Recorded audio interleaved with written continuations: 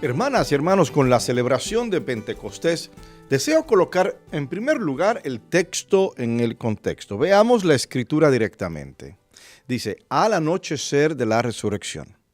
Estamos hablando ese domingo cuando Él resucita. Ya es noche, los apóstoles, los seguidores de Cristo, preocupadísimos porque, resucitó, pero algunos sabían, otros no.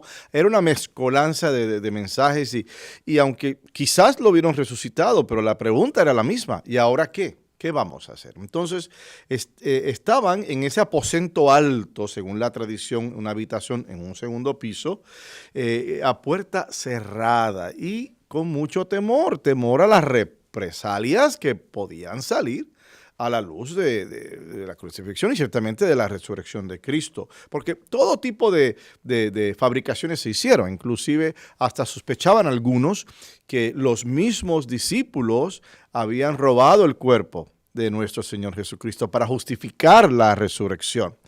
Y claro, pues mucho caos, muchas ideas erróneas y ellos tienen miedo, no tienen paz.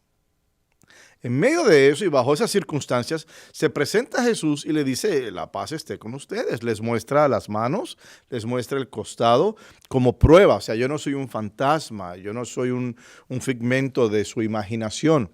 Yo soy Cristo, yo soy el resucitado. Y claro, los discípulos se llenaron de alegría porque se les confirmó efectivamente está resucitado. Recuerden que al principio recibieron la noticia a través de María Magdalena. ¿Ves? Y de ahí Pedro y Pablo corrieron al sepulcro. El sepulcro estaba vacío, pero eso, claro, estaba vacío si lo ves con los ojos de la fe. Si lo ves con los ojos del mundo, el sepulcro está vacío. O sea, ¿qué pasó? Y entonces ellos se llenan de alegría porque reciben la paz. Reciben ese don que es único de aquella persona que pone su confianza en Dios. El recibir el don de la paz es la paz interior. O sea, tu mundo se puede estar resquebrajando alrededor tuyo y tú en tu interior tienes paz. Tienes paz para poder confrontar todo aquel reto, todo aquel caos, lo que la vida te lance. Y claro, Él le repite por segunda vez, la paz esté con ustedes, como el Padre me envió, los envío yo a ustedes.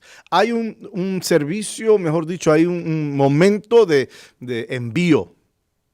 En varias parroquias hacemos momentos de envío, por ejemplo, los catequistas, o si tenemos una peregrinación, hacemos un envío a los peregrinos, etcétera, etcétera. Si tenemos nuevos ministros, a veces hay una bendición, nuevos lectores, hay un envío. Y este fue el primer envío, por decir, de nuestra iglesia. Y les dice, vayan, como el Padre me ha enviado, vayan ustedes también al mundo. Sopla sobre ellos. ¿Y por qué soplo? ¿Qué es soplo? El soplo es aire, el soplo es vida. A los niños en el pasado, no sé si ahora, pero en el pasado se les daba, ¿verdad?, una nalgadita para que al sentir eso pudieran llorar y al llorar pueden respirar. O sea, para asegurarse de que el niño pudiese. En las escrituras, si se van a Génesis, decía que el verbo, ¿qué es verbo? Palabra, ¿qué es palabra? Un soplo, ¿verdad? Aleteaba sobre las aguas, lo que hizo la creación posible. Luego entonces sopla sobre ellos con ese sentido que te voy a dar una facultad, te voy a dar un regalo. Te voy a dar una responsabilidad. Recibe el Espíritu Santo de forma particular, ciertamente. A los que les perdonen los pecados, les quedarán perdonados. Y de ahí viene la tradición y el punto teológico de los sacerdotes de perdonar pecados. No en su nombre, sino en el nombre de Dios. Entonces es tangible. Es un permiso que se dio, es una facultad que se nos dio, es una responsabilidad que se nos dio. Responsabilidad que hoy por hoy hay un par de estados aquí en los Estados Unidos que quieren obligar a los sacerdotes a decir secretos de confesión. En casos donde hay un caso ya sea criminal o judicial o qué sé yo, quieren obligar al sacerdote a que diga lo que le dijo el penitente. Y eso es imposible. Para nosotros es imposible. Es mejor que te maten antes de que tú reveles un pecado de algún penitente que fue a ti confiado en el secreto de la confesión. Y de ahí que es importantísimo el verlo y el entenderlo. Esto es un don. Y se dio aquí, en ese día, en ese domingo de Pentecostés. Y a los que no se los perdonen, les quedarán sin perdonar. Esto no es un capricho del cardenal, esto no es un capricho de los obispos, ni un capricho del sacerdote. Esto viene del mismo Señor Jesucristo, como una facultad, como un don, como un regalo, como una responsabilidad. Luego entonces, con la fiesta de Pentecostés, hermanas y hermanos, estamos celebrando el nacimiento de la iglesia en realidad. Desde sus orígenes humildes y sencillos, Jesús seleccionó a un grupo de hombres, en términos de los apóstoles, para llevar a cabo su misión de llevar el evangelio a todo el mundo. ¿Tuvo Jesús más discípulos? Sí. Entre ellos había mujeres, eran seguidores. En ese sentido había un discipulado, ¿no? Porque eran creyentes, eran seguidores y estaban presentes. Pero los 12 apóstoles fueron seleccionados especialmente. La invitación fue hecha exclusivamente a ellos. Ven y sígueme. Te haré pescador de hombres. Ven y lo verás, etc. Entonces Jesús selecciona a este grupo de hombres en particular para ser los 12 apóstoles. Ahora bien, entendamos lo siguiente. Él no escogió a los eruditos, no escogió a los poderosos, no escogió a los socialmente capacitados o aquellos exitosos de forma particular. Fue más bien una tripulación abigarrada, o sea, el fondo del barril en este sentido. Pescadores, algunos con un mal temperamento y con poca paciencia, recaudadores de impuestos que no lo pensaban dos veces para doblarle el impuesto a las viudas, inexpertos, jóvenes, o sea, San Juan era el más jovencito, o sea, no tenía esa experiencia. En otras palabras, nosotros teníamos ahí la semilla del fracaso. Eso no garantizaba absolutamente nada. Y inclusive, Cristo pasa 3 años con ellos, según la tradición. 3 años, y ellos vieron sus milagros, sus palabras. Cristo les enseñó, Cristo los educó, Cristo les habló, Cristo los regañó. Y aún así, a la hora de la verdad, cuando están procesando a Jesús, allá San Pedro lo niega 3 veces. Y entonces, y los otros ni decir, porque ni siquiera se aparecieron para negarlo. O sea, huyeron. El más fiel fue el más pequeño, el más joven. Mira qué ironía, el que menos experiencia tenía, pero tenía una fe y un corazón muy, muy firme. Entonces, él pide a este tipo de persona para que caminaran con él durante 3 años y aprendieran la voluntad de Dios a través de su Hijo y nuestro Salvador. Pero después de todo ese tiempo, hermanas y hermanos, los milagros, los sermones, las teofonías, la crucifixión, la resurrección y la comisión, todavía tenían un poquito de miedo. Había un sentimiento entre ellos casi como que de abandono, de lo imprevisible, de incertidumbre. Es posible que ellos hayan hecho la pregunta, ¿y ahora qué? Así que imagínense ustedes, este grupo de hombres fuertes, ásperos, de temperamento violento, acurrucados en una habitación por temor a los líderes religiosos judíos y quizás también por temor a las autoridades romanas, porque los romanos no les caía muy bien este grupo, porque los romanos decían, pues están causando todo este caos, están, ¿verdad?, causando todo este disturbio, etc. Pedro estaba allí, en esa habitación, en el cenáculo, el día de Pentecostés. El mismo Pedro que no dudó en golpear a un soldado, atacar a un soldado con una espada durante el arresto de Jesús. También estaba Mateo, quien antes de encontrarse con Jesús, antes de su encuentro con nuestro Salvador, no pensaba 2 veces en explotar al pueblo judío, devorando las casas de las viudas seguramente y los muy pobres. Estaban todos allí y tenían miedo. Pero cuando estando en oración con la Virgen María en el aposento alto, un toque de luz, un viento rugiente y un momento de iluminación los tomó por sorpresa. El Espíritu Santo descendió sobre todos ellos y cambió sus vidas, dando a estos hombres, una vez en el pasado tímidos e inseguros, el coraje, el valor de ir a las calles, al mundo, a predicar la palabra de Dios. No solo se transformaron en una nueva conciencia, en una nueva realidad y disposición, sino que todos los que los rodeaban podían entender. Ahí está el detalle.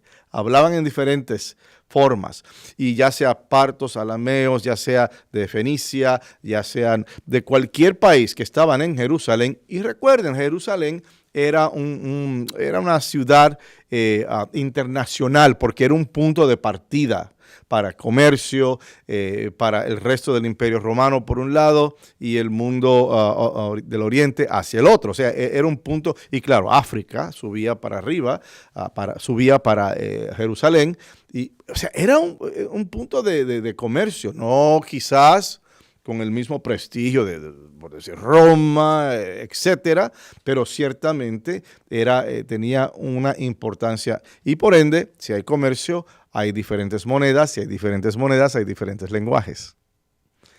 Y de ahí que cuando estos hombres salen a la calle, no simplemente salen con esta disposición, con esta fuerza, con este bravado, con este brío, pueden ser entendidos. Y ahí está el detalle.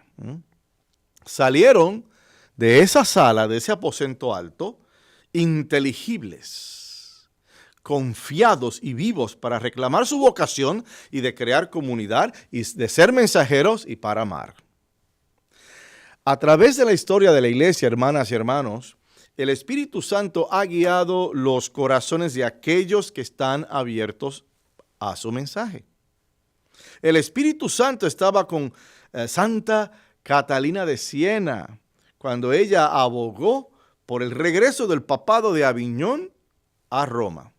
Santa Catalina de Siena era una monja de clausura y por ende pues llevaba una vida pues de clausura. Eso no quiere decir que no estaba al tanto de lo que estaba ocurriendo en el mundo.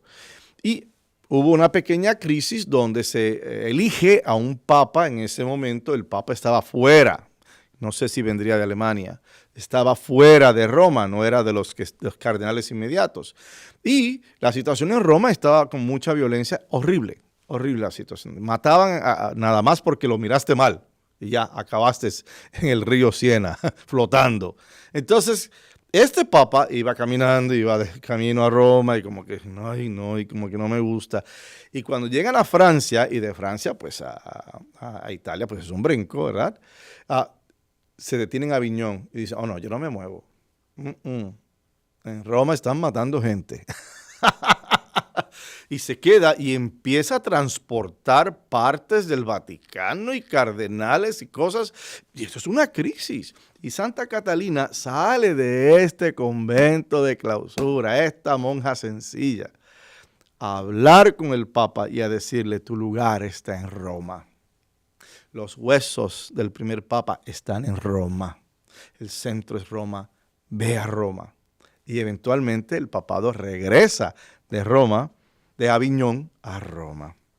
Fue el espíritu de vida lo que llevó a San Francisco de Asís a traer una renovación y a fundar su orden mendicante de los franciscanos. Y así el ser custodios, terminaron siendo custodios de los lugares de la Tierra Santa, imagínate. Este grupito pequeño, ¿verdad?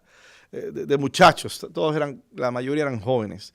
Y mira cómo él se inspira, mira cómo él trabaja. En un momento en que la iglesia estaba teniendo problemas en términos de ventas de indulgencias, en términos de abusos, en términos de ciertas prácticas que no eran las mejores. Y viene San Francisco de Asís a traer la renovación diciendo, volvamos a nuestros orígenes. Seamos sencillos. El amor a Dios, el amor a la naturaleza, el amor al prójimo, hermano sol, hermana Luna. O sea, este hombre transformó con su orden de religiosos la iglesia en este momento. Y hoy por hoy son custodios y son un modelo maravilloso de sencillez y de oración. Fue la acción del Espíritu Santo lo que inspiró a Juan 23 a convocar el Concilio Vaticano, el Concilio Vaticano II, en su deseo de ayornamiento, poner al día. Él sabía que el mundo había cambiado. La iglesia no había cambiado mucho por casi que 500 años, desde el Concilio de Trento, donde se crean los seminarios. La liturgia pues estaba ahí por todos esos cientos de años. Pero el mundo había cambiado, el mundo se había movido. Entonces, ¿cómo puedes tú cambiar una cosa que se ha movido cuando tú no te has movido para cambiarla también? ¿Me explico? Tiene que haber un movimiento también de parte nuestro. No es que el Concilio Vaticano cambiara la iglesia. No, es al revés. El Concilio Vaticano le da a la iglesia las herramientas para poder cambiar el mundo en que estaban viviendo, en que estamos viviendo. Ese era el propósito. Luego entonces el ayornamiento era poner al día, vamos a poner al día. Y él actualizó las prácticas de la iglesia y la teología operativa y ciertamente la liturgia. Las 3 L's, ¿no? La liturgia, del latín a la lengua vernácula. También tenemos el laicado, el envolvimiento del laicado, que fue muy, muy, muy importante. Y de esa manera se pone al día la iglesia. Pero ¿sabes qué? El Espíritu Santo no ha terminado con nosotros. A la luz de tantas situaciones que se están dando hoy por hoy en este mundo, la situación del Medio Oriente, esas luchas, la situación Ucrania, Rusia, las divisiones que hay en la iglesia, por decir en Alemania, en las estructuras básicas, lo que está pasando en este país donde hay mucho caos, hay mucha confusión, desde economía hasta política hasta moral. O sea, hay mucho caos, hay mucha confusión, hay mucha cosa que necesita clarificarse y purificarse. Aún así, a la luz de todo esto, el Espíritu Santo no nos va a abandonar. Él no nos dejará solos y va a regresar con lo mismo, va a soplar sobre todos nosotros y darnos lo necesario para saber qué tenemos que hacer a la luz de todas estas locuras y todas estas cosas que están pasando en el mundo y ciertamente en nuestro país. Él descenderá una vez más sobre su iglesia y Él nos dejará saber qué hacer. Nos dará el coraje, el valor y la sabiduría necesaria para hacer lo correcto, para hacer lo que se necesita y lo que es justo. Él nos enseñará cómo retribuir a las víctimas de cualquier abuso y ayudarlas. Cómo llevar a los perpetradores, a los que hicieron ante la justicia y cómo actuar con compasión y con una actitud de sabiduría orante. Él nos va a ayudar a hacer eso. Él nos va a ayudar a buscar respuestas sin prisa, no rápidas, porque ahí está la tentación. El mundo se mueve así y quiero esta solución hoy. Y el Espíritu Santo nos está diciendo, no, toma tu tiempo, discierne el discernimiento, toma tu tiempo para que la decisión se pueda sostener. No confundir los problemas, pero una vez más, reconstruyendo el cuerpo de Cristo. Entonces, como podemos ver claramente, el Espíritu Santo tiene mucho que hacer. Y antes de terminar, el recordar de las 3 L's del Concilio Vaticano. Liturgia, la misa, que se hizo más accesible al pueblo. 2, el lenguaje, que hace que el pueblo participe más de lleno, en vez de latín, a la lengua vernácula. Y número 3, el laicado. Incorporar aún más el laicado en la estructura de la iglesia. Así pues, al reflexionar sobre nuestra apertura para recibirlo, permitámosle al Espíritu Santo que nos informe, que nos hable, que esté con nosotros y con la iglesia. Ven, Espíritu Santo, llena los corazones de tus fieles y enciende en ellos el fuego de tu amor. Feliz cumpleaños, iglesia.